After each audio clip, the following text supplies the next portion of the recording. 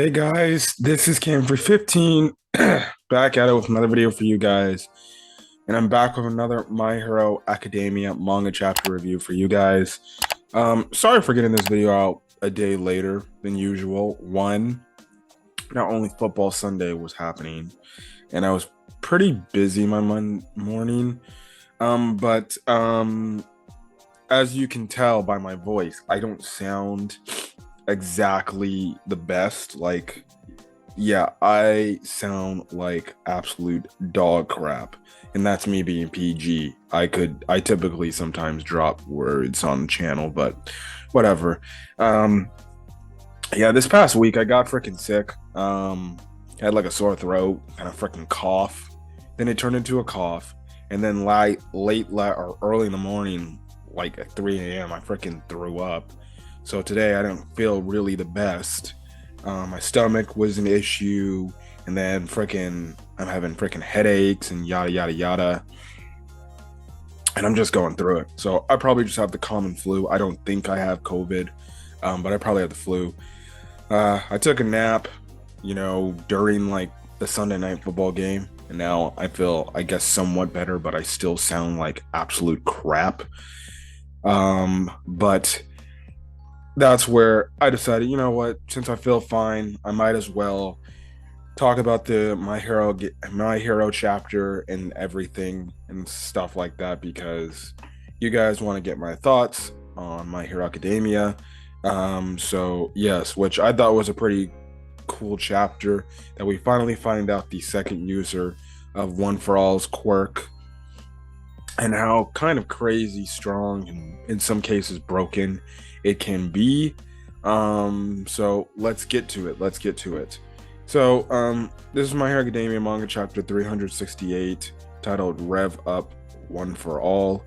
Now the cover page, well, I never thought the cover page would be of Toru Hagakure.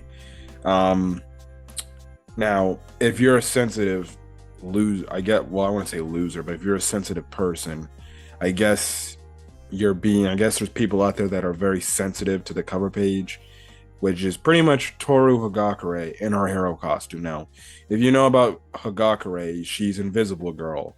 And if she becomes visible, well, she's pretty much in the nude. She's pretty much naked.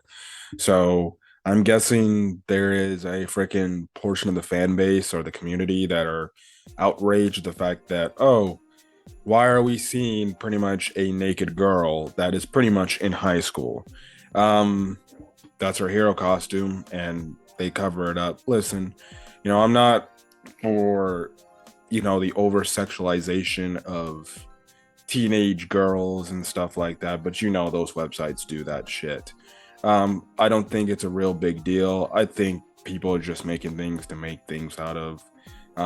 So that's not my type of thing, but all I'm gonna leave it at that is Toru's a cute girl. That's all I'm gonna say before people try to think, oh, this dude is freaking hitting on a high schooler. So yes. Anyways, last chapter we had it where Deku looked like he was gonna rage out, but then thanks to Mario, he got under control, and now he's about to confront Shigaraki. So this chapter, we don't we don't turn away from what's going on, and well, we pick up right where we last left off. Now, again, the chapter ended off with Deku asking whatever this thing is, All for One, Shigaraki, whatever. I guess it's predominantly All for One. He asked the All for One persona within Shigaraki, like, is Shigaraki still in there? And pretty much the body replies by saying, is that really the question you want to ask? Tomura Shigaraki, and pretty much the body says, no one exists by that name anymore. The two have achieved a perfect meddling, but perhaps it's because All for One has been alive longer, that he's the one who's in charge. So pretty much we kind of get a confirmation here that the All for One persona is pretty much in charge of Shigaraki's body. And we do see it to where we get a visual image of Tenko Shimura pretty much being, I guess you can say, forcefully, I guess, contained.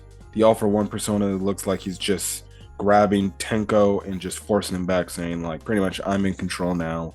You're the recessive trait in this body.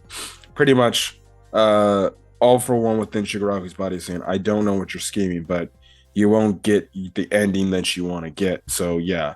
But all of a sudden, we had it to where Mario, he makes a point, well, I said something referring about one of his friends and being lonely and stuff like that. And the dude freaked out like he's still in there. So Mario pretty much tells Deku, like, yeah, that happened. So he's got to still be in there somewhere. And two, if that's the case, why did you have that reaction if you say your body has perfectly been fused? So guess what? The more you brought up his past, the more you talked about friends and everything, or family, the more unstable he tended to get. So it goes to show you that somewhere Shigaraki is still in there and he's fighting. All for One persona truly hasn't taken over. Because Mario's right. He did get a little bit crazy when Mario did bring that part up. So yes. Now, all of a sudden, we do focus a bit on the vestige of Nana Shimura, and she pretty much sees the grotesque-looking hands of Shigaraki's family members, and she sees the one finger that's looking at her is of her son. So pretty much in a way, Nana Shimura is like, Deku, you need to freaking stop this guy, like, now. And the fact that, she's also telling him, like, he's still in there. Shigaraki is still in there somewhere. So, yes. Now, we have it to where Shigaraki jumps. And pretty much Shigaraki, or All for One, whatever you want to call it. I don't freaking know what they call this shit. I hope, like, seriously, there needs to be an official, like, thing coming out saying, like, hey, what is this thing called? I don't know. Anyways, All for Shigaraki, I'm just gonna call him that from now on. All for Shigaraki, is pretty much saying, well, enough of this freaking banter. I'm not here to talk. I'm here to freaking fight and kill and take your quirk. So yeah. Anyways, he pretty much has an attack, slams down on like the freaking UA barrier, making all this crazy like damage and everything. And I'm like, I only imagine how this is going to look like in the freaking anime. So yeah. Now Deku replies by telling All for One, by saying you're not gonna get the ideal ending that you want.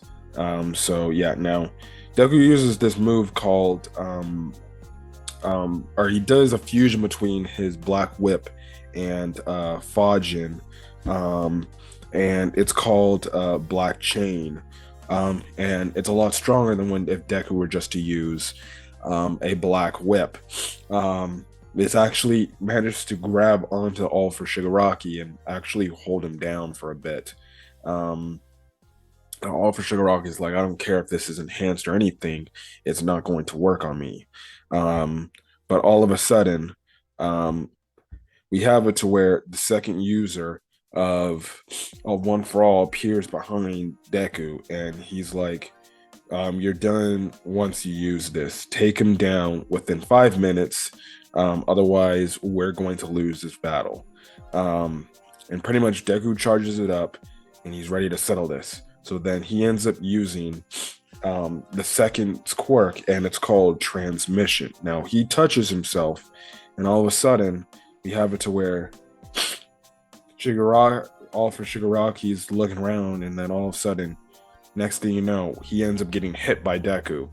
And in this transmission, Deku is continuously saying second gear, then third gear, and then top gear as he's punching Shigaraki. And then a lot of people made a mention that in the Top Gear panel, it looked like an homage to All Might when he was fighting the Nomu from the first season of My Hero Academia, or from the first arc of My Hero Academia when All Might fought the Nomu and everything. So yeah. Now, Mario goes on to make the mention the fact that the sound that Deku's giving off is delayed. And even All for Shigaraki is shocked because he's like, wait, what the fudge? He's moving so freaking fast. How the hell is this happening? And stuff like that. And the fact that the glowing off of him is different compared to Fajin. So, my gosh. And The thing is, the second user is like, no, it's different. It's a different beast than it was back in my day. All for one. Pretty much, we kind of find out what the second user's quirk is, and the thing is, the meta ability that he has changes a target's speed when touched. So when Deku touched himself, he was able to instantly go 10 times faster, or something like that. He's instantly able to go faster than what he originally could go at. He could originally go at. And the thing is, it sounds like Deku's going so fast that he's breaking even the speed barrier. All of a sudden, this move called Gear Shift Overdrive, and that's the move. All of a sudden, we had it where Shigaraki was in the air, but all of a sudden, Deku, since he's moving so fast, gets behind him.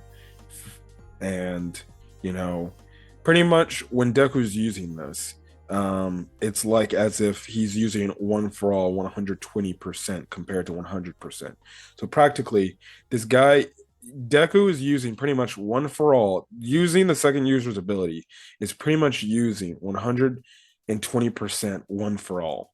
So yeah, now remind you, the second user did say that he's got 5 minutes to finish this off, which means he's got a time limit and there's only like a limited amount of time you can use it. So it clearly shows you that typically, I'm guessing using this ability can take a toll on the body, which now makes sense to why the second user told Deku, don't use this technique. Just trying to get to UA, just do what you're doing. Now, all of a sudden, we see the first user of One For All appear, and pretty much just saying to All For One, like, brother, let today be the day that we finally end this, once and for all, pretty much. And then as Deku does it, he lands down a commanding fist, pretty much Detroit smash, as it hits All For Shigaraki dead straight right then and there. So that's where the chapter ends off. No break. I don't know what's going to happen next. I feel like this is definitely, and I feel like fight's not over, even though Deku looks like he's got an advantage against Shigaraki right now. It'll make no sense. It'll be way too easy of a victory. But who knows? I feel like there's gonna be another twist coming, and things like that. But the second user's quirk is actually pretty damn interesting. It's pretty strong broken ability, but like I said, he can only use it Deku can only use his ability for 5 minutes. So it's gonna be interesting to see how much damage does it do to Deku's body. Like, does he actively break his limbs using this technique? Probably not. It probably just puts him in a state like a Kaioken, when, if you remember in the Saiyan saga, when Goku used Kaioken times 3, it worked on Vegeta to an extent, but it severely hurt Goku to the point that he could barely freaking move and everything, and he overexerted too much strain on his body. So I don't know if we're gonna go to that part where Deku's like, his time limit's come up and he's like, I gotta continue to use this, but it's gonna put strain on his body.